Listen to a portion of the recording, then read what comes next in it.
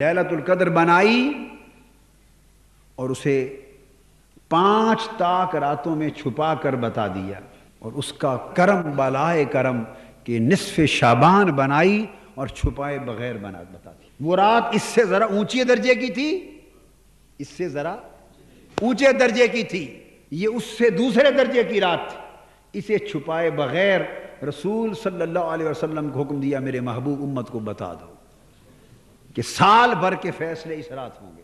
اب جتنا رونا ہے رو لو، جتنی عبادت کرنی ہے کر لو، جتنی تسبیح کرنی ہے کر لو، مجھے جتنا منانا ہے میں بیٹھا ہوں انتظار میں، آوازیں دے رہا ہوں۔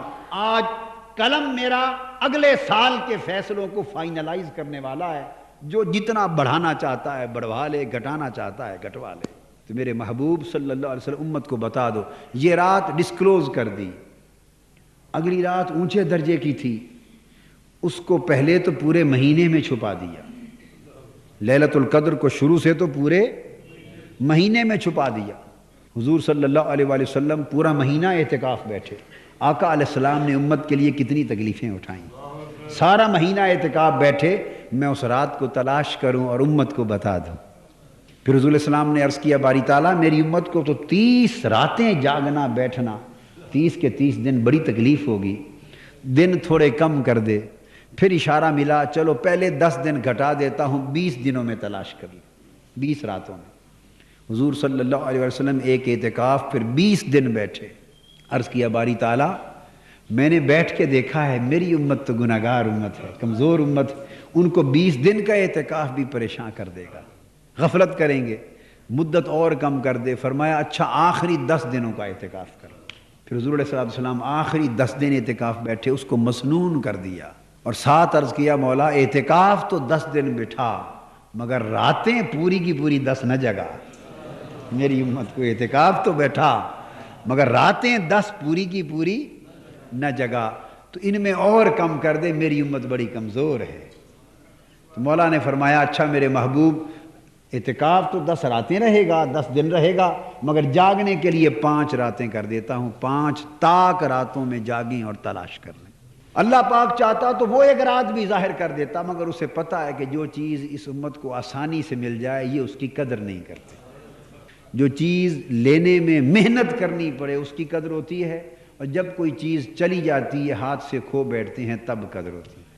اللہ رب العزت نے فرمایا کہ چلو ایک ان کو رات دے دیتے ہیں، بتا دیتے ہیں 15 شعبان کی، اس کو چھپاتے نہیں ہیں، ایک 5 راتوں میں چھپا دیتے ہیں۔ اب ایک جس کو چھپائے بغیر بتا دیا اس کی قدر بھی دیکھ لو۔ 15 شعبان میں لوگوں کا کتنا ذوق رہ گیا ہے، اور لیلۃ القدر کی تلاش میں کتنا ذوق رہ گیا ہے، زمین آسمان کا فرق ہے۔ اور وجہ اس کی یہ ہے کہ وہ بتائی نہیں، یہ بتا دی، یہ آسانی سے دے دی ہے کہ 15 شعبان کی رات ہے، میں فیصلے کرتا ہوں سال بھر کے لیے مانگ لو۔ اس کو چھپا دیا، اس پر محنت کرنی پڑتی ہے، اس کی قدر چلی آ رہی ہے۔ اگر میں سمجھتا ہوں اگر وہ رات بھی اسی طرح بتا دی جاتی تو شاید اس میں بھی ہم آرام سے غرق ہو جائیں، قدر کھو دیتے۔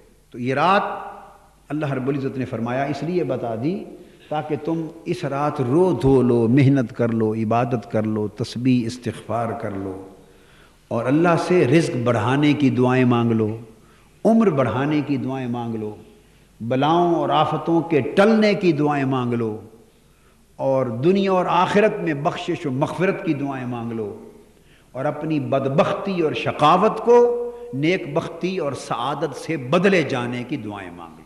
یہ دعائیں جو اس رات مانگی جانی چاہیے۔ حضور صلی اللہ علیہ وسلم نے فرمایا، حضرت معاذ بن جبل رضی اللہ تعالیٰ عنہ کی روایت سے، کہ 5 راتیں ایسی ہیں جس نے وہ 5 راتیں جاگ کر محنت کر لی، اس نے جنت کے لیے اپنا راستہ صاف کر لیا۔ ان میں سے ایک رات لیلۃ النصف من شعبان، ایک رات شعبان کی 15ویں رات، ایک شعبان کی 15ویں رات۔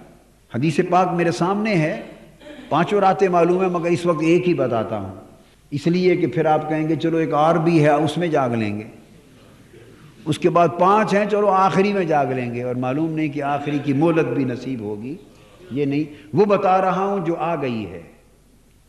یہ 15 شعبان کی رات، فرمایا جس نے اس رات کو زندہ کر لیا، جاگ کر گزار لیا، عبادت اور محنت سے گزار لیا، اس نے جنت کے لیے اپنا راستہ سیدھا کر لی۔ بلکہ آقا علیہ السلام نے فرمایا واجبت لہ الجنہ، اس کے لیے جنت واجب ہو گئی۔ 15 شعبان کی رات اور دیگر 4 راتیں جس نے زندہ کر لی اس کے لیے جنت واجب ہو گئی۔ مطلب اس کا یہ ہے جنت واجب ہونے کا کہ اس رات توبہ اور مغفرت کی قبولیت اتنی زیادہ ہے کہ اگر ان راتوں میں جاگ کر کوئی شخص کثرت کے ساتھ گریا کر کے صدق اور اخلاص سے نیت کے ساتھ اللہ کے حضور اپنے سارے گناہوں کی توبہ کر لے اور طلب مغفرت کر لے اور آئندہ اصلاح کر لے، پچھلے گناہ اس کے سمندروں کی جاگ کی مانندی کیوں نہ تھے مٹا دیے جائیں گے اور جنت کا مستحق بنا دیا جائے گا۔ اگلا حساب پھر نیا کھل جائے گا۔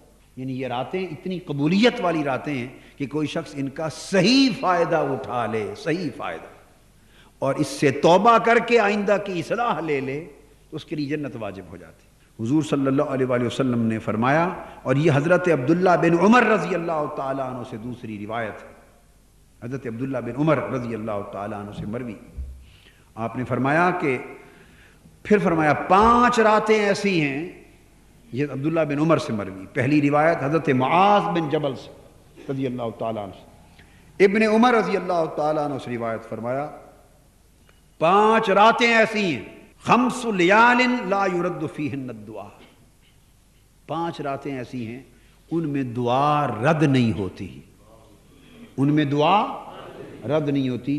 ان 5 راتوں میں سے 2 راتیں بتا دیتا ہوں، 3 موقع پر عرض کروں گا۔ ایک جمعہ کی رات ہے، ہم نے اس کو کتنا آسان بنا دیا ہے، اللہ پاک نے ہر ہفتے بھی ایک رات دی ہے۔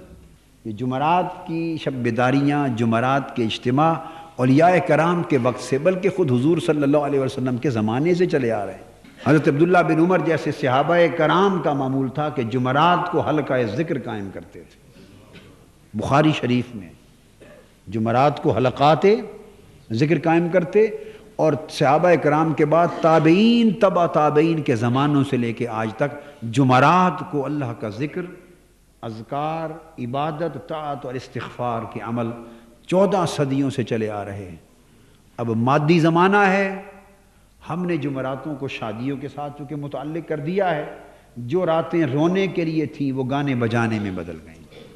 حضور صلی اللہ علیہ وسلم نے یہ رات اس لیے بتا دی تاکہ اس رات کو لوگ استعمال میں لائیں اور آئندہ سال کے جو فیصلے ہونے والے ہیں، آئندہ سال کے جو فیصلے ہونے والے ہیں ان کو نپٹا لیں۔ شب برات میں یہ جو پٹاخے وغیرہ کسی نے پوچھ لیا، اور آتش بازی حرام ہے، شب برات میں پٹاخے اور آتش بازی حرام ہے۔ سب سے پہلے نئی ویڈیوز کو حاصل کرنے کے لیے شیخ الاسلام ڈاکٹر محمد طاہر القادری کے آفیشیل یوٹیوب چینل کو سبسکرائب کریں اور بیل آئیکن کلک کریں۔